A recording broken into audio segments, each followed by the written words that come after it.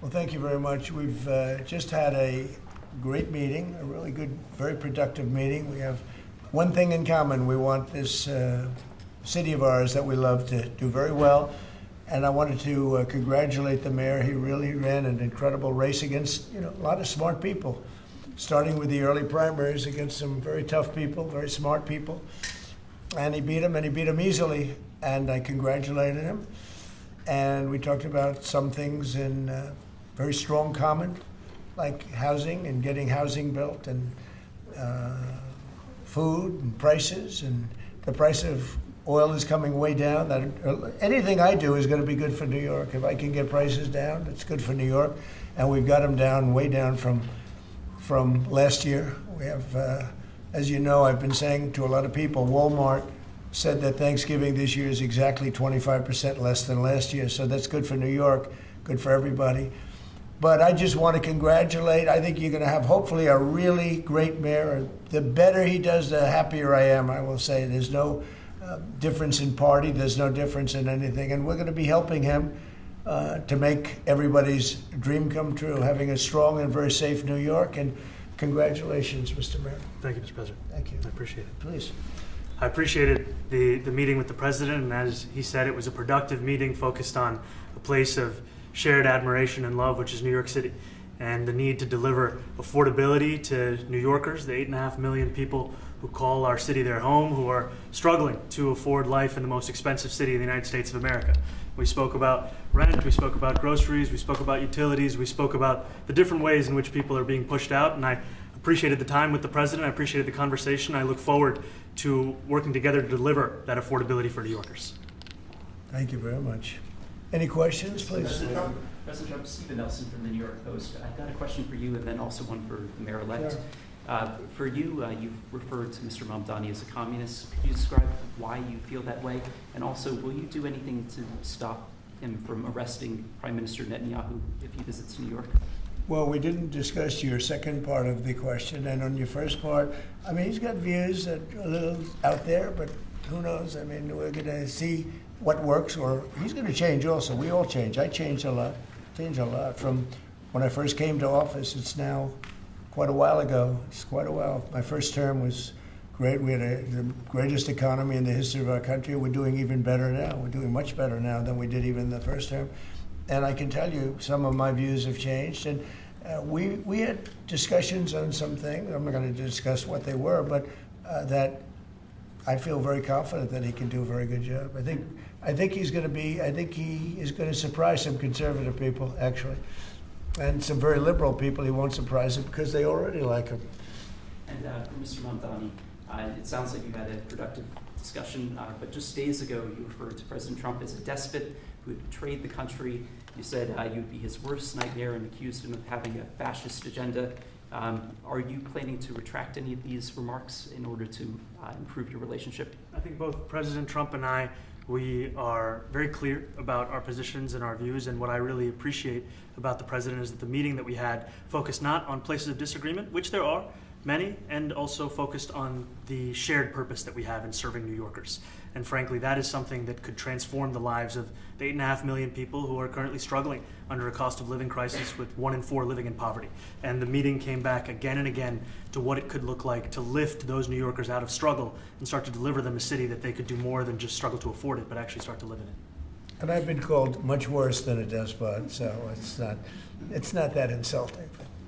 Maybe I think he'll change his mind after we get to working together. Yes, please. Mr. President, Anthony Mershak from MTV Lebanon. I would like to ask you a question about the Middle East regarding, you said that Hezbollah in Lebanon is not in a good position. And Lebanon now is the final unresolved after Gaza and Syria. Given your assessment, like, what do you say for the Lebanese today? It's the Independence Day in Lebanon. And what is your next move to push toward disarmament? The disarmament of Hezbollah. Well, we are pushing for total disarmament of Hamas and, frankly, everybody else. And we actually have peace in the Middle East. As you know, the King of Saudi Arabia just left yesterday. We had some great meetings, and he's made a contribution toward the United States of more than $1 trillion. We have now over $20 trillion coming in. No country has ever had anything like that, not even close. If you go to 2 trillion or 1 trillion, it's a lot. We have 20 or 21 trillion dollars. I think that Hezbollah has been a problem in Lebanon, big problem. We're working with Lebanon. We're working with everybody in the Middle East. That's another thing I think we have in common. We want to see peace in the Middle East, and we actually have now, for the first time, peace in the Middle East after 3,000 years. And now we're going to refine it, and I think you're going to see some very positive things happen. There is a potential to invite the Lebanese president to meet you to the White House. I would do that, absolutely. And if the mayor would like to be here for that meeting, because I know he feels very strongly. I think you feel very, very strongly about peace in the Middle East. I think we desperately want it, and that's something that I shared with the president, that when I spoke to New Yorkers who had voted for the president last November on Hillside Avenue and Fordham Road, I asked them why. I heard again and again two major reasons. One was that they wanted an end to forever wars. They wanted an end to the taxpayer dollars we had funding violations of human rights, and they wanted to address the cost of living crisis. And I appreciated the chance to discuss both of those things. You said a lot of my voters actually voted for him, and I'm okay with that. President Trump, I have this hat as well. I'll do that. I'll sign it. Give it to me. I'll sign it in a minute. That's pretty good. Mr. President, you've threatened to send federal troops to New York City. You both have differences when it comes to ICE agents in New York City. Mr. Mamdani, you've called ICE a rogue government entity. I wonder how you reconcile your differences on both of those issues. Well, I think we're going to work them out, and I think that if we have known murderers and known drug dealers and some very bad people, you know, we want to get them out. And the mayor wants to have peace. We discussed this at great length, actually, maybe more than anything else. He wants to have a safe New York. Ultimately, a safe New York is going to be a great New York. If it's not safe, no matter how well we do with pricing and with anything else, we can talk about anything you want. If you don't have safe streets, it's not going to be a success. So we're going to work together. We're going to make sure that if there are horrible people there, we want to get them out. I think he wants to get them out maybe more than I do. So we'll work together. We discussed it at great length. Yes, please. Yeah, two questions, if I may. One for you, Mr. President, on BBC in a second. But first of all, for the mayor-elect. You're both from different parts of the political spectrum. You're both populists, though, and I just wonder to what extent the president's campaign style, his techniques, his social media use inspired any part of your campaign. Well, I actually told the president that, you know, so much of the focus of our campaign has been on the cost of living crisis. And when we asked those New Yorkers who had voted for the president, when we saw an increase in his numbers in New York City, that came back to the same issue: cost of living, cost of living, cost of living. And they spoke about the cost of groceries, the cost of rent, the cost of Con Ed, the cost of childcare. And too often politicians are looking to lecture to New Yorkers what they should care about as opposed to listen. And when we spoke to those voters who voted for President Trump, we heard them speak about cost of living. We focused on that same cost of living, and that's where I am really looking forward to delivering for New Yorkers in partnership with the president on the affordability agenda. And I think we have to work a little bit. We talked about Con Edison. We have to work a little bit on getting the prices, because, you know, we've gotten fuel prices way down, but it hasn't shown up in Con Edison. And we're going to have to talk to them. You know, if we're sending them fuel at a much lower price than it was a year ago, which is true, we have to get Con Edison to start lowering the rates. Absolutely. And if I may, last week you told me you were pushing ahead with your plans to sue the BBC for up to $5 billion. You're going to speak to Prime Minister Starmer as well. Is there any progress or any updates on those issues? Well, we get along very well with the Prime Minister. We made a deal with UK. I like him. He's a fine person. And, you know, I think they have some big energy problems. You know, they've got windmills all over the place. They're going to have to start using other methods because their energy is out of control. Talking about in the UK, it's out of control. And he's got that problem. He's got a big immigration problem, as you know, and he's got a big energy problem. And we talk about it. He's a good man. Prime Minister's a good man. Have you had a chance to speak this week? I haven't spoken this week. Mr. President, have you spoken to President Zelensky, or do you intend to meet with him? President Zelensky, about your plan? Are you going to meet with him? I've spoken with their people. We have a plan. It's horrible what's happening. It's a war that should have never happened. It would have never happened if I was president, and it's a shame. And I thought they should have acted quicker. But it's a cold winter, and a lot of the you talk about utilities, but a lot of the big energy-producing plants have been under attack, to put it mildly, to put it nicely. Yeah, we have a way of getting peace, or we think we have a way of getting peace. He's going to have to approve it. Just so sad, so many people. You know, last month they lost 25,000 soldiers. This is something, we haven't seen anything like this since the Second World War. And they're averaging 6,000 or 7,000 a week between the two of them, dead soldiers. And it goes on, and I think they're getting reasonably close, but I don't want to predict. I would have said that would have been one of my early ones. I did 8 peace deals of countries, including in India, Pakistan. You could even go, in fact, they're coming here in a week or two, go to the Congo and Rwanda. That was 10 million people dead, and we worked something out on that. But so many, and the one I thought would have been, for me, because I have a very good relationship with President Putin, I thought that would have been maybe quicker. But it does take 2 to tango. And now you just see all the death. And, you know, it doesn't affect us other than the fact that we don't want to see all those people dead. Really, it's on the other side of the ocean. It's a war that should have never happened. It did happen. I blame the person also sitting right behind this desk. This is a war that should have never happened, and it wouldn't have happened if I were president. But we're trying to save a lot of lives. They're losing 25, think of that, 25,000 lives over the last short period of time. That's Ukrainian and Russian, and it's a shame. What happens if President? I want to ask the mayor-elect about a House resolution. It just passed overwhelmingly to condemn socialism, including with 86 Democrats, all of House Dem leadership, and the minority leader, Hakeem Jeffries, despite his endorsement of you. What's your reaction to that? I have to be honest with you, I focused very little on resolutions. Frankly, I've been focusing... Condemn socialism. I understand. I think the focus is on the work at hand. I can tell you I am someone who is a democratic socialist. I've been very open about that. And I know there might be differences about ideology, but the place of agreement is the work that needs to be done to make New York City affordable. That's what I look forward to. And I want to clarify your answer to Stephen Nelson.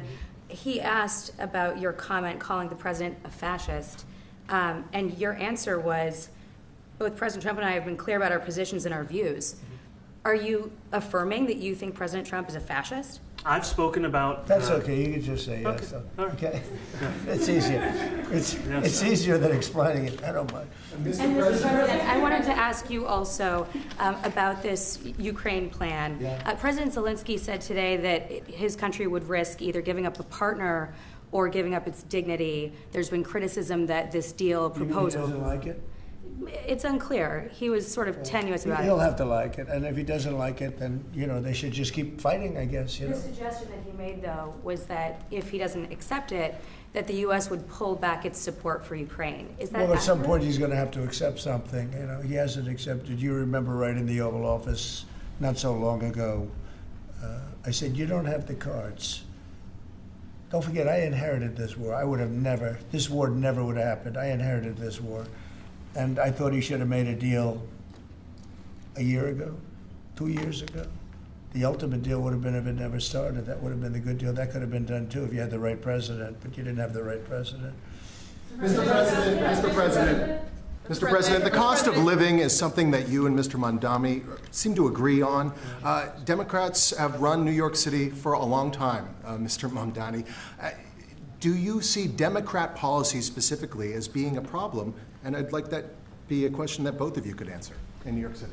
Look, I think that there are many things in our city where we have to own the responsibility of it, things that existed long before the president was the president. And those are also part of the message of our campaign, was to take on a broken politics of the past.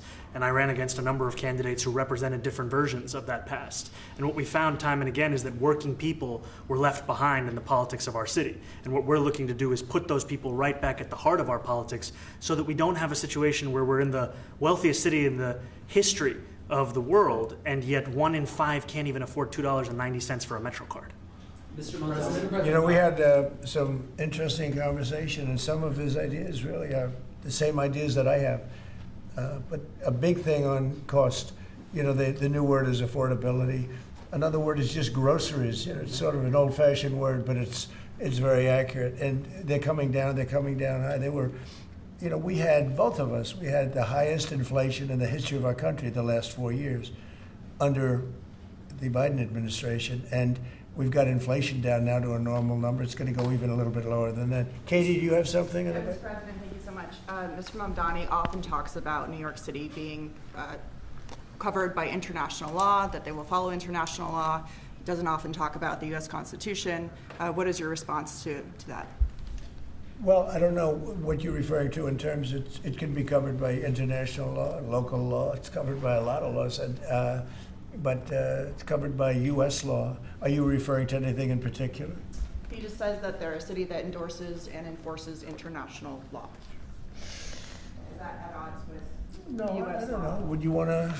Do you want to respond to Yeah, that? I think what I've shared with the president is our desire to not only follow the laws of our own city, laws that protect New Yorkers, but also a desire for consistency in our politics across the board. And that's something that we've talked about and something that I know many New Yorkers want. Will you work with ICE? We work with ICE then? We discussed ICE and New York City, and I spoke about how the laws that we have in New York City allow for New York City government to speak to the federal administration for about 170 serious crimes.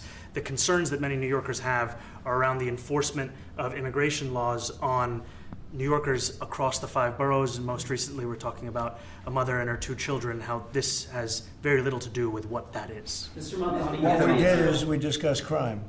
More than ICE per se, we discussed crime. And he doesn't want to see crime, and I don't want to see crime. And I have very little doubt that we're not going to get along on that issue. He wants to, and he said some things that were very interesting as to housing construction, and he wants to see houses go up. He wants to see a lot of houses created, a lot of apartments built, etc. And you know, we actually people would be shocked, but I want to see the same thing. Mr. Mamdani, anti-Israel protesters.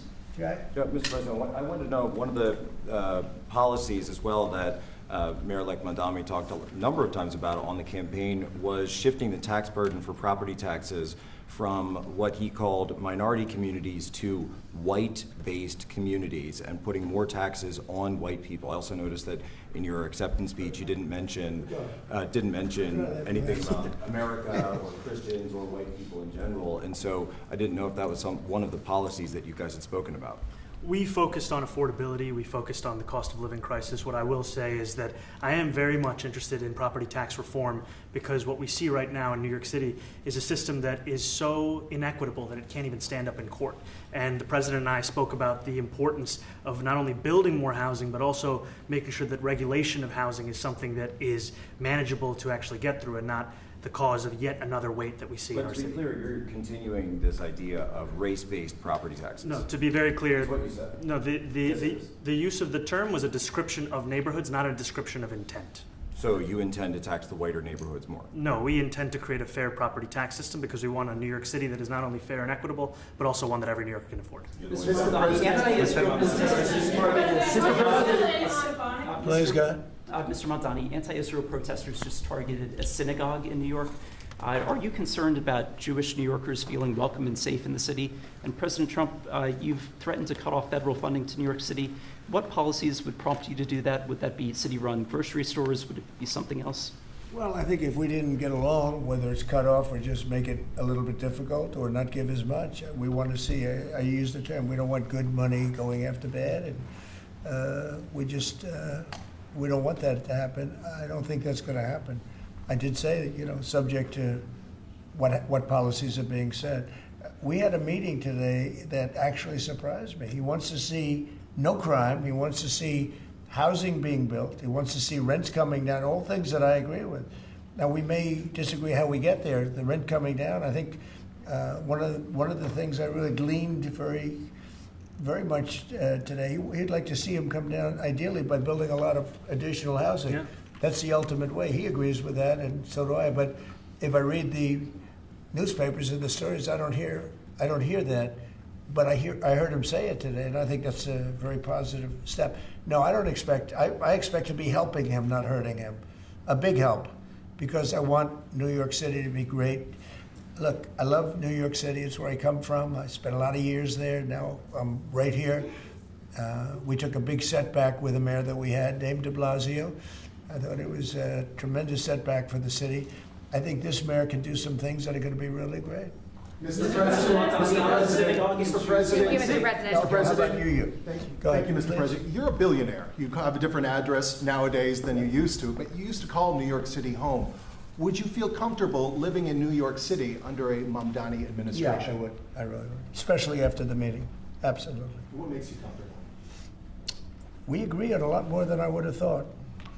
I think I want him to do a great job, and we'll help him do a great job. You know, he may have different views, but in many ways, you know, we were discussing when Bernie Sanders was out of the race, I picked up a lot of his votes, and people had no idea because he was strong on not getting ripped off in trade and lots of the things that I've practiced and been very successful on. Tariffs, a lot of things. Bernie Sanders and I agreed on much more than people thought. And when he was put out of the race, I think quite unfairly, if you want to know the truth, many of the Bernie Sanders voters voted for me.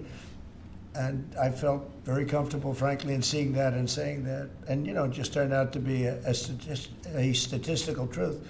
But no, I feel very comfortable. I would feel very, very comfortable being in New York, and I think much more so after the meeting. Yes, please. Thank you, Mr. President. I have a question for you, but a very quick one for Please. the mayor. Why did you fly here? Aren't trains greener? I'll use every form of transit, and I want to make sure that they're all affordable in New York City, and that's why making buses fast and free is a centerpiece of our campaign. There is a bus that goes. Well, but I know, but if he flew, that's a lot quicker too. You know, I mean, he's working very hard. For him to be, that's a very long drive. I'll stick up for you. You know, the plane takes you 30 minutes, and driving takes you a And long Mr. time. President, I was wondering if you could clear up some confusion around a Washington Post report. There was this explosive report that the Coast Guard is no longer going to characterize swastikas and nooses as hate symbols. DHS called that a lie and fake news. Can you clear up? I don't know anything about it. When was this written?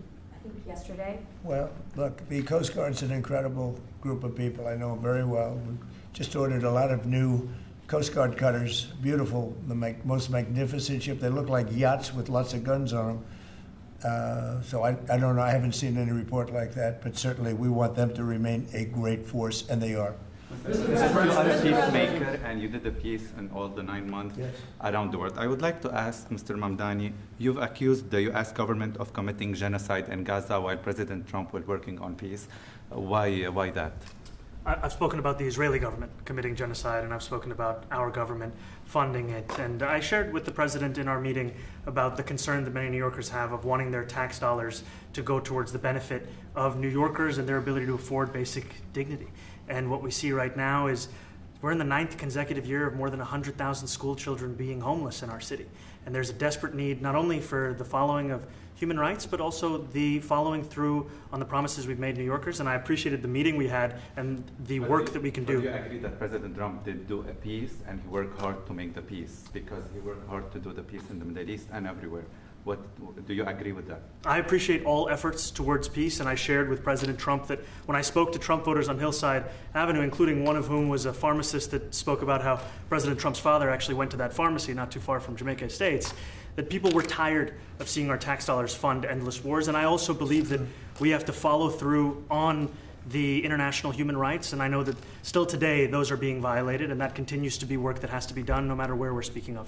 Mr. President, question for Mr. Thank you, Mr. President. Do you view the mayor-elect as the true leader of the Democrat Party? And do you think Leader Schumer's and Leader Jeffries, have to follow his lead? Well, look, I hope they have great leaders. This is a man that right now I think is focused in New York City. I really think he has a chance to do a great job. We're going to help him, but I really think he has a chance to do a great job. But I'll let you answer that. You consider yourself the leader of the Democrats? I think it's more appropriate for him. I consider myself the next mayor of New York City, and I keep my horizons firmly on New York City, and I appreciate the meeting with the president, which focused again on the 5 boroughs and whether New Yorkers could afford to live there. By the way, being the mayor of New York City is a big deal. Absolutely. I always said, one of the things I would love to be someday is the mayor of New York City. Being the mayor of New York, and especially now, because I think you're at really a turning point, one way or the other. It could go great, or it can go in a different direction. And I think you really have a chance to make it great. Mr. President, you say you love New York City. Mr. Mamdani, does New York City love President Trump? New York City loves a future that is affordable, and I can tell you that there were more New Yorkers who voted for President Trump in the most recent presidential election because of that focus on cost of living, and I'm looking forward to working together to deliver on that affordability agenda. I got a lot of votes. One more, go ahead. One or two more, go ahead. I tell you, the press has eaten this thing up. You know, I've had a lot of meetings with the heads of major countries. Nobody cared. This meeting that you people have gone crazy. You know, outside you have hundreds of people waiting. This is just a small little group. For some reason, the press has found this to be a very interesting meeting. The biggest people in the world, they come over from countries nobody cares. But they did care about this meeting, and it was a great meeting. Go ahead. Yeah, Mr. President, I was going to ask you exactly that. Why do you think there's so much more, so much excitement around this than even some foreign leaders? Because I think he's different. All right, I think he's different, and that can be in a very positive way. But I think he's different than, your typical guy runs, wins, becomes mayor maybe, and nothing exciting. Because he has a chance to really do something great for New York. New York is at a very critical point, and he does need the help of the federal government to really succeed, and we're going to be helping him. But he's different than, your average candidate. He came out of nowhere. I said he has a great campaign manager standing over there. He came out of nowhere. What'd you start off at 1 or 2? And then I watched. I said, who is this guy? He was at 1, then he was at 3, then he was at 5, then he was at 9. Then he went up to 17. I said, that's getting a little bit interesting, right? And then all of a sudden he wins a primary that nobody expected he was going to win. It's a great tribute. I mean, it's an amazing thing that he did. And I'll just add one thing to what the president said. Is one thing I also appreciated is in our meeting to appreciate a portrait of FDR and the incredible work that was done with the New Deal, and also in thinking about what it can look like when the federal government and New York City government work together to deliver on affordability. It can be transformative.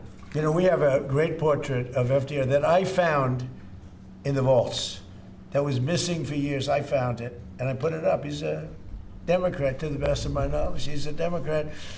And when the mayor saw that portrait, he said, "Sir, do you mind if I have a picture taken by that portrait?" It's an amazing portrait. I hope the picture comes out good. But it's an amazing portrait in the cabinet room. So he's a big fan of the New Deal, I guess, and of FDR. Yes, ma'am. Thank you, Mr. President. You said that you both spoke about crime. There are many police officers set to come off the rolls at the end of this year in New York City. Are you going to allow those police to be replaced with police officers, actual cops? And are you going to require that happens? Would there be some consequence if the Well, I hope staffing? it happens, but again, that's going to be ultimately the mayor's decision. What's your answer? Is that I look forward to delivering public safety with the NYPD, and I've said over the course of our campaign that we have the number of police officers today. They are the ones that's budgeted about 35,000 headcount. And I think the key thing is that we have to make it easier for police to focus on police work, not ask them to respond to 200,000 mental health calls a year. So is that a reduction from what you're at right now? Are you committing to maintaining the same level of cops? I've committed over the course of the campaign to maintain the 35,000. That's the headcount that we had through the campaign. And not replace them with caseworkers, social workers? No, I've said that's the headcount that we want. What we need to do is make sure they can focus on serious crime. And he just retained a great police commissioner, I believe, right? Yes, we did. Commissioner Tisch. If the newspapers are correct. That one they're correct about. He retained, I think, somebody that is she's a good friend of some of the people in my family, of Ivanka, and they say she's really good, really competent, and he just retained her, so that's a good sign. Mr. President, are there still topics that you see the two of you disagreeing on in the future? And do you think you'll have more meetings like this? There will be topics that we disagree on. I think we'll probably come to a conclusion, and ultimately he'll convince me, or I'll convince him. It's for the good of New York. Ultimately, it's for the good of New York. I don't care about affiliations or parties or anything else. I want to see if this city could be unbelievable, if he could be a spectacular success, I'd be very happy. Do you think you guys will meet more in the future too? Excuse? Do you think you'll meet again in the future, throughout the administration? I think we will. I think we will. I hope we do. I enjoyed the meeting. We had a great meeting. Please. Mr. President, Republican Elise Stefanik has campaigned multiple times by calling Zohran Mamdani a jihadist. Do you think you're standing next to a jihadist right now in the Oval Office? No, I don't. But she's out there campaigning, and you say things sometimes in a campaign. Isn't that sort of She's a very capable person.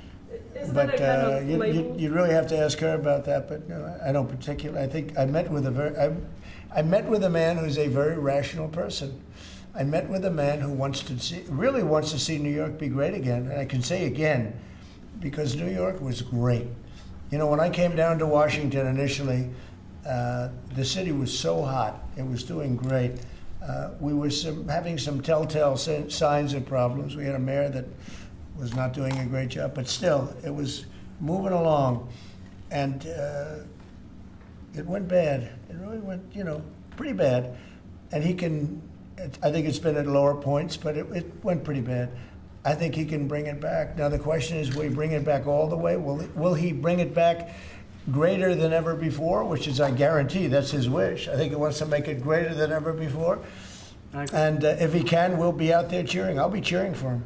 Okay? Thank you very much, everybody. You chose not to answer the question about the synagogue protest. Thank you very much. I care very deeply about Jewish safety, and I look forward to rooting out anti-Semitism across the 5 boroughs and protecting Jewish New Yorkers and every New Yorker who calls the City Hall. Thank you, Brad. Keep moving, guys.